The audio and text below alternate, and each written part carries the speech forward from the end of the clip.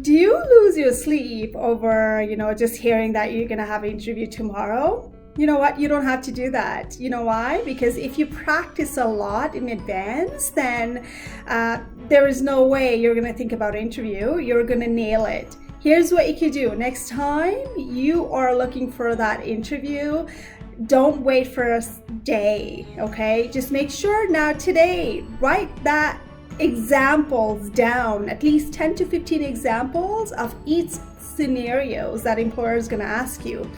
Employers are basing interviews on behavioral questions now. That's called STAR interview model. So here's what you can do. Write the situations down and the actions, what did you do, and the result of your actions, and how did you end up, right?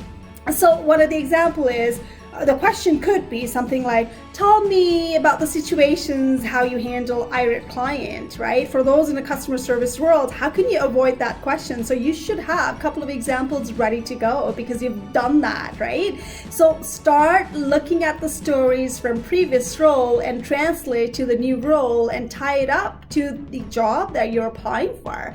So don't wait for the interview and then just, think about example then and there. Have 15 example, good to go. How did he handle the conflict, with the coworker or clients?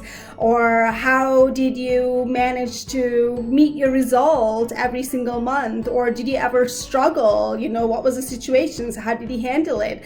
How did he manage the stress? So all those things are very good interview questions that you're going to get it and you cannot avoid it. So you want to make sure that you have clear-cut example in advance instead of sitting down there and thinking about those questions, okay? So from today on, start writing those examples from previous role and think about how are you going to apply in the role that you just applied, okay? So there is no need for you to panic. You can start looking yourself into the mirror and start practicing it. You can, you can record yourself as well and go back and revisit it and see how was your body language right there. Was it right? Were you putting your hands like this? So that's a no-no in interview. Were you putting your hands were you touching your face like this? That's a no-no in interview. So there are so many do's and don'ts in interview. See it. If you are looking at the camera, look at yourself and see, do you like yourself? Are you coming out across as a friendly person? Do you have a good vibe, right?